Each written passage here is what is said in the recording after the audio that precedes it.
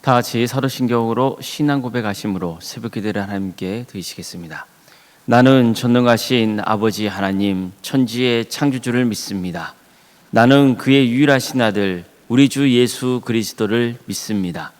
그는 성령으로 잉태되어 동정녀 마리아에게서 나시고 본디오 빌라도에게 고난을 받아 십자가에 못 박혀 죽으시고 장사된 지 사흘 만에 죽은 자 가운데서 다시 살아나셨으며 하늘에 오르시어 전능하신 아버지 하나님 우편에 앉아 계시다가 거기로부터 살아있는 자와 죽은 자를 심판하러 오십니다.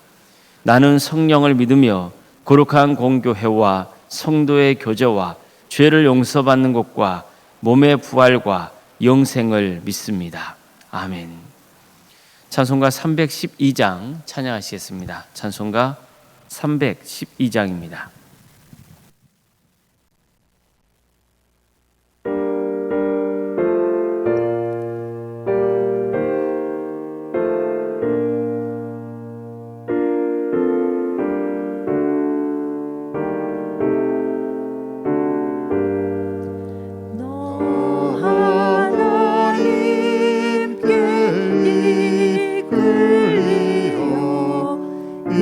평생 주만 바라며 너 어려울 때 힘 주시고 언제나 지켜주시리.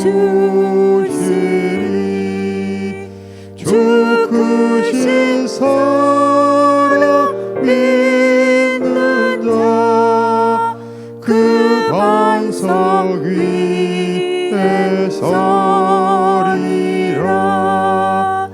너 설레는 맘 가다듬고 희망 중 기다리면서 그대로신 주의 뜻과 사랑에 만족하여라. 우리를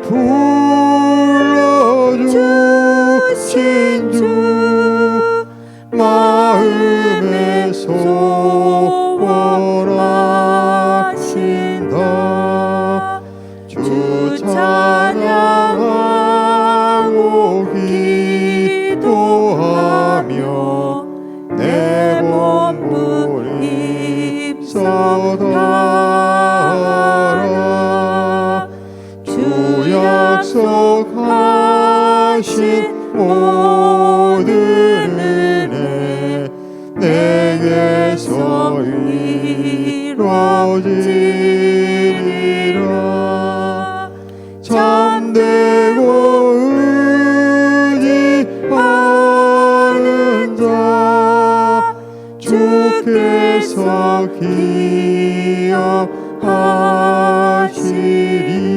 기억하시리. 아멘.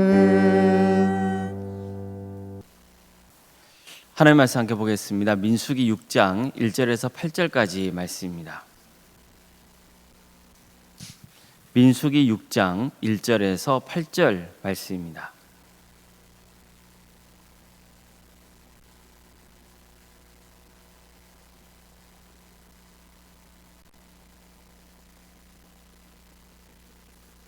민수기 6장 1절에서 8절까지 말씀을 교독하시겠습니다.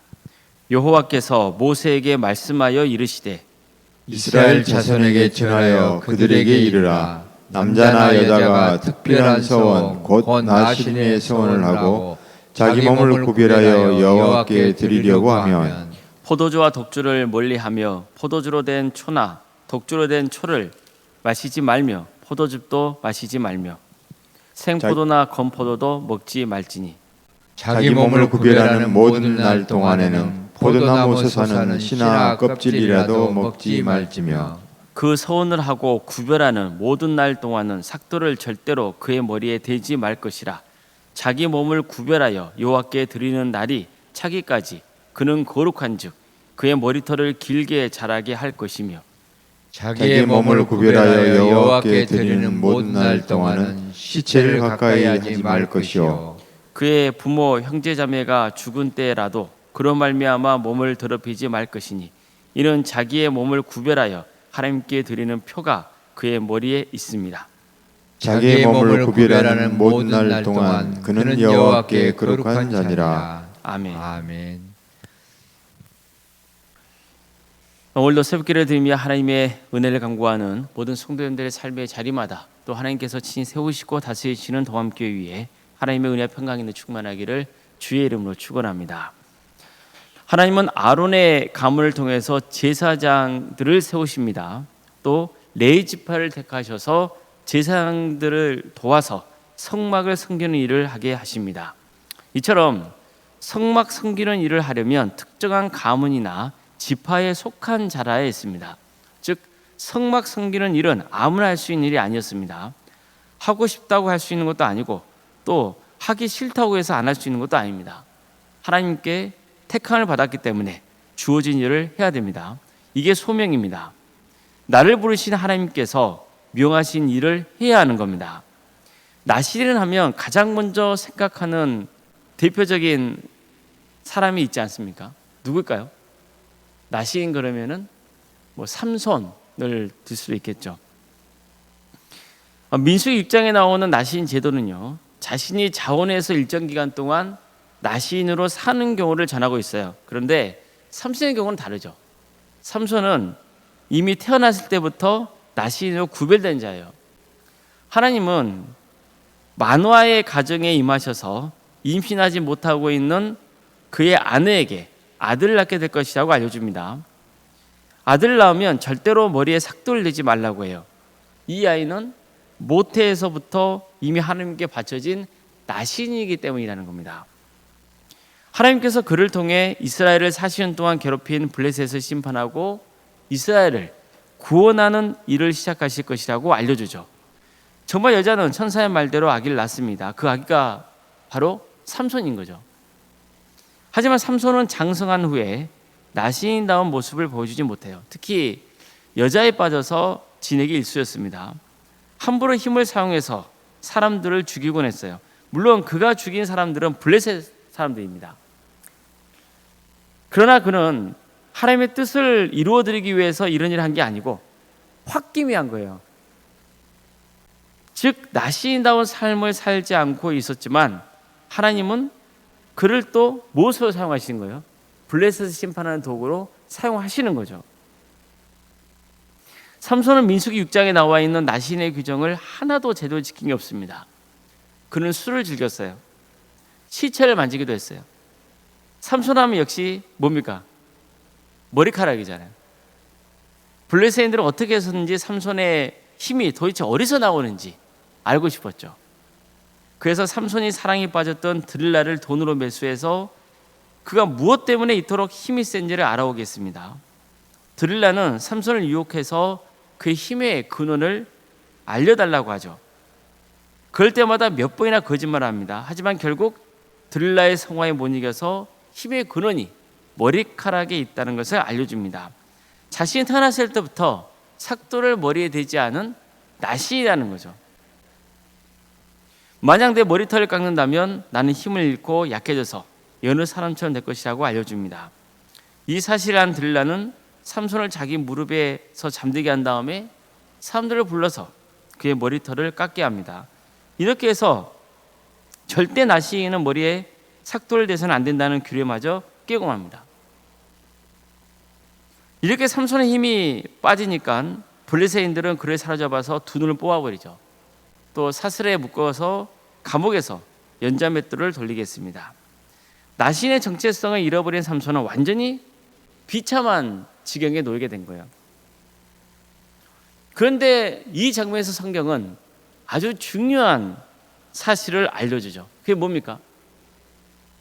그가 감옥에서 연자맷돌을 돌리고 있는 동안 그의 머리카락이 자라고 있었다는 거예요. 이것은 무슨 의미입니까? 하나님이 삼손을 버렸습니까? 안 버렸습니까? 버리지 않았다는 거예요. 비록 그는 나시로서의 자신의 본분을 다하지 못했지만 그럼에도 불구하고 하나님은 그를 버리지 않으셨어요. 삼손의 머리카락을 자라게 하시는 거예요. 하나님께서 삼손에게 주셨던 힘을 회복시키고 계셨다는 의미예요. 나중에 삼손은 블레셋인들의 조롱거리가 되기 위해서 수많은 블레셋인 앞에 끌려 나오죠. 그때 그는 하나님께 간절히 기도해요. 나의 원수를 갖게 해달라. 한 번만 이걸 위해서 힘을 달라 간청합니다. 그런 다음에 신전을 버티고 있던 두 기둥 사이에 서서 블레셋인들과 함께 죽게 해달라 외치며 힘을 다해 두 기둥을 밀어버리죠. 그러자 신전이 무너져 내려서 삼손과 또 수많은 블레셋인이 그 자리에서 죽게 됩니다. 이렇게 해서 삼손은 결국 블레셋을 심판하는 도구로 끝까지 쓰임받게 되는 거예요. 그 자리에 있던 수많은 블레셋인이 죽었거든요. 하지만 불행하게도 삼손 자신은 나시인다운 삶을 보이지 못한 채 비극적인 죽음을 맞고 마는 겁니다. 나시인이었던 삼손의 이야기는요, 우리에게 큰 교훈을 줍니다. 하나님은 당신이 택하신 자를 통해서 그분의 역사를 이루어 가신다는 겁니다. 따라서 부르심을 받은 자는 어떻게 해야 됩니까? 그 부르심에 합당한 삶을 살아가야 되는 겁니다. 삼손은 태중에서부터 하나님께 나시인으로 부름받았습니다. 그렇다면 자신의 의지와 상관없이 나시인으로 살아가야 되는 거예요. 나시인이 지켜야 할 것을 지켜야 됩니다. 하지만 어떻습니까? 그는 그러지 못했어요. 하나님은 결국 그를 통해서 이스라엘을 40년간 괴롭혔던 블레셋을 심판하십니다. 그러나 그의 삶은 불행했습니다. 우리도 하나님께 부름받은 사람들입니다. 하나님 앞에서 영적인 나시인들이에요. 하나님은 우리를 당신의 자녀로 삼아주셨어요. 그리고 하나님 나라를 위해서 살라고 말씀하시는 거예요. 너희는 빛이라 소금이라고 말씀하세요. 너의 착한 행실을 보고 하나님이 하늘에 계신 아버지, 사람들이 하늘에 계신 아버지께 영광을 돌리게 하라, 이렇게 말씀합니다. 하나님은 우리에게 거룩하라고 명하세요. 악에서 떠나라고 명하세요. 부르심 합당한 삶을 살라고 하십니다. 성경에 등장하는 나시인 중에는 사무엘도 있죠. 사무엘은 나시인으로서 끝까지 주어진 사명을 다해요. 삼손도 그랬지만 사실 사무엘도 자기가 자원해서 나시인이 된 게 아니거든요. 그의 어머니였던 한나가 그를 하나님께 바쳤기 때문에 나시인으로서 평생을 살아갔던 거예요. 이처럼 스스로 자원해서 나시인이 된 것은 아니지만 그런 주어진 책무를 다했습니다. 이게 삼손과 다른 점이죠. 성도 여러분, 하나님께 선택을 받았다는 것은 귀한 일입니까 아닙니까? 엄청나게 귀한 일입니다. 물론 내가 원한 일은 아닐 수도 있습니다. 그렇지만 하나님이 내게 주신 사명을 다하는 게 축복입니다. 가장 인생을 가치 있게 사는 길이에요. 하나님은 우리 아니고도 얼마든지 당신의 역사를 펼쳐갈 수 있는 분이십니다. 그런데도 굳이 우리를 택하셔서 당신의 구원사에게 참여시켰다는 것, 그게 엄청나 큰 영광이고 축복입니까?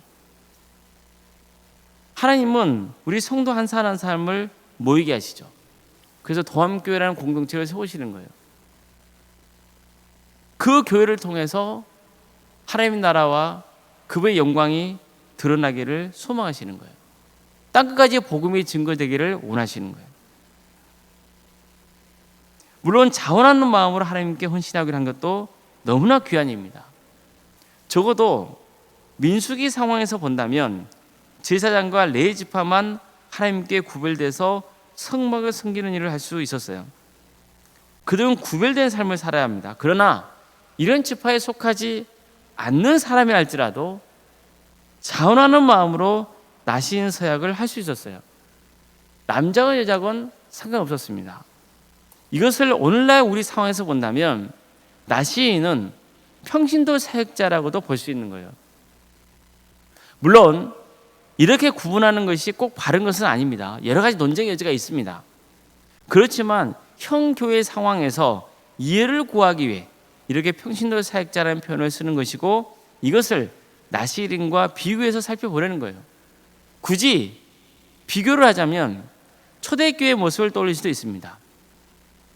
초대교회를 보면 사도들이 모든 일을 주도했었죠. 그러다가 교회의 규모가 커지게 되고 사도들이 모든 일을 맡아 살 수 없는 상황이 된 거예요. 그러다 보니 교회 안에 갈등이 생기기 시작했습니다. 그래서 사도들은 7명의 리더를 세우게 하고 그들을 사역의 동역자로 삼은 거예요. 바로 7명이 대표적인 평신도의 사역자라고 볼 수 있는 거죠. 정말 이들은 초대교회에서 엄청난 일을 해냈습니다. 교회의 여러 부분을 섬겼을 뿐만 아니라 복음을 전했어요. 정말 훌륭한 역할을 감당했습니다.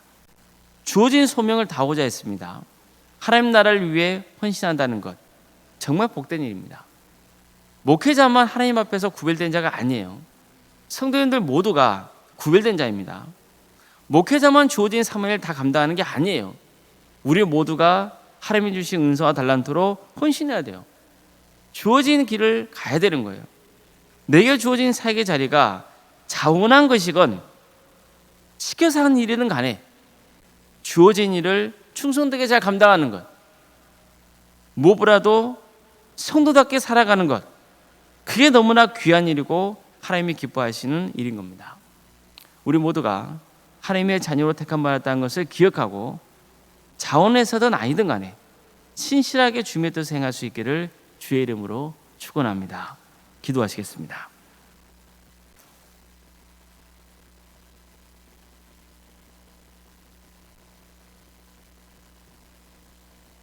사랑의 하나님, 오늘 우리에게 귀한 날을 허락해 주시고 하나님의 은혜 속의 하루의 길을 열어주셔서 감사드립니다. 주님, 우리가 무엇이 간데 주께서 택하여 주셔서 하나님의 자녀로 삼아 주셨습니까?